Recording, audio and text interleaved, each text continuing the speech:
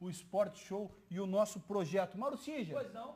Seja bem-vindo ao Sport Show, né? Mais uma vez. Você tem aqui o técnico do time pelo qual o senhor torce, pelo qual o senhor é torcedor. Tem uma história que se funde com o Atlético, você também. Obrigado. Né? E gostaria, fique à vontade para fazer uma pergunta para o Ney Franco. Você que tanto reclamou de técnicos aqui no começo. Não, finalmente temos um treinador, claro, evidente. Existem dois tipos de treinadores no Brasil.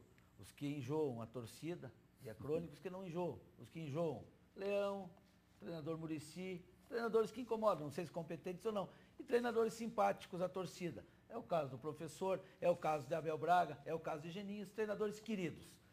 Então o senhor, como é um treinador querido, evidentemente não vai faltar com a ética e criticar um ex-colega seu.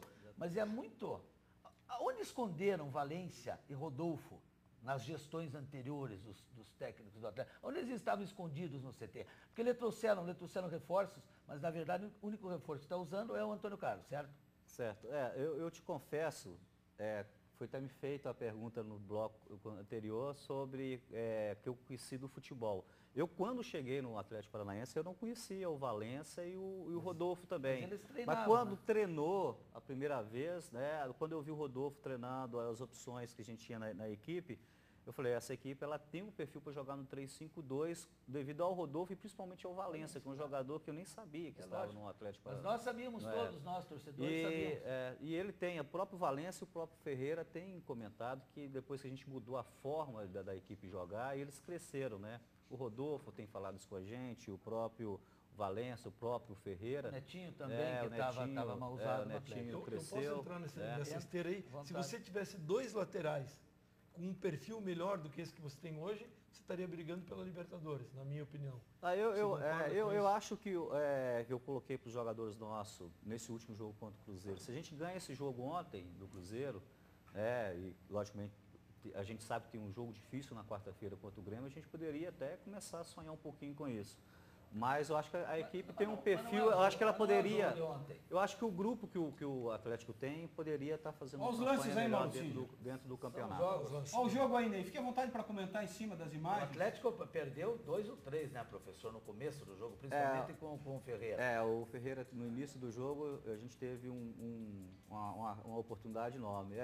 Eu acho que é um ponto, a gente gostaria muito de ter saído desse jogo com 3 pontos, mas enfrentar o Cruzeiro no Mineirão, né? O Cruzeiro hoje tem um ataque mais positivo da competição, disputou o campeonato, está disputando o campeonato o tempo todo entre os 4 melhores, né? E enfrentar dentro do Mineirão, né, esse ataque do Cruzeiro aí é muito difícil. A gente merecia ganhar o jogo, se tivesse que ter um vencedor, o Atlético merecia ganhar esse jogo. Eu acho que a gente jogou bem, eu acho que a gente fez uma boa partida.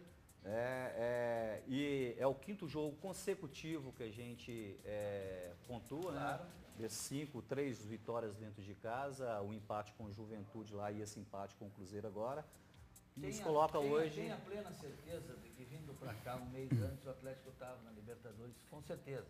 É abissal a diferença, não estou aqui criticando o Antônio Lopes que nos deu ainda grandes títulos, mas é abissal a diferença da maneira como o Atlético jogava e joga depois da sua vinda.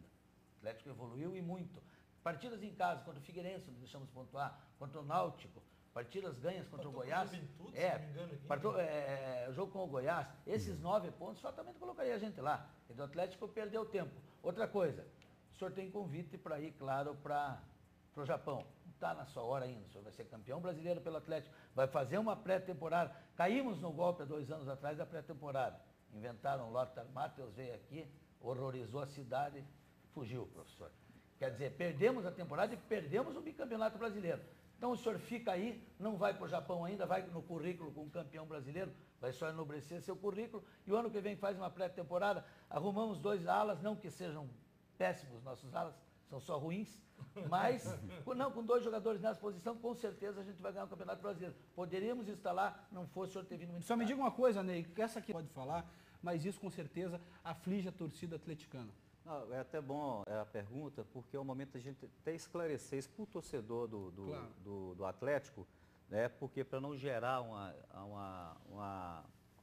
como alguns repórteres já até me perguntaram se eu estou fazendo um tipo de... Quando eu vim acertar o meu contrato com o Atlético Paranaense, que eles me ligaram, que a gente veio, eu acertei para o telefone, eu vim até a cidade, conversei, né, quando a gente foi falar sobre tempo de contrato, eu falei que eu poderia assumir um compromisso até o final do ano com o clube, porque eu tinha uma sondagem de uma equipe do Japão, que até o final do mês de outubro eu definiria, né, pegaria a proposta da equipe japonesa e passaria para o Atlético no momento oportuno para a gente conversar se o clube interessasse em renovar com o treinador. Na época a gente não tinha, né, logicamente que a gente veio motivado para desenvolver o meu trabalho, mas a gente não sabia se dá certo ou não. Então a gente sabe como que é a história do treinador do futebol brasileiro. Dá certo, beleza, não dá, sai e vem outro.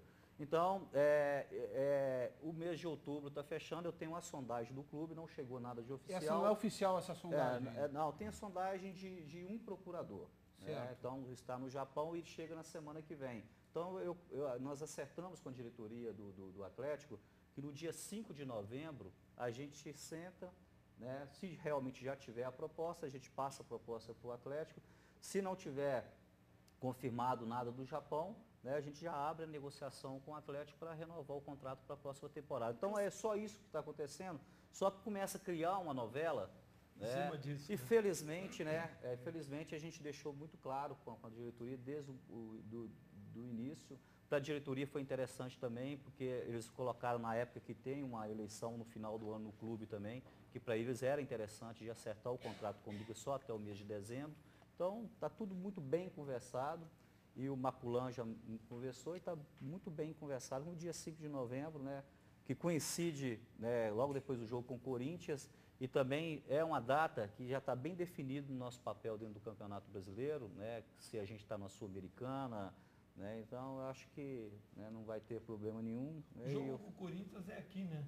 Não, o jogo com o Corinthians lá. Só para registrar que essa era a pergunta dos torcedores do Atlético, o Júlio de Melo e o Jaime Bortolasso, que os dois elogiam muito, inclusive o Jaime parabeniza pelo excelente trabalho que vem realizando no Atlético, pela sua simpatia, humildade nas declarações e, acima de tudo, pela enorme capacidade que tem demonstrado. Realmente. Eu agradeço, velho. Realmente o nosso tempo vai chegando ao final, o tempo é curto, eu já fiz um convite aqui em off para que você venha participar de um programa todo com a gente, como fez o René Simões.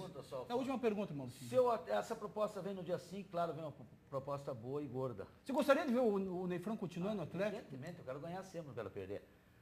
Se a proposta vem boa, o Atlético cobra essa proposta.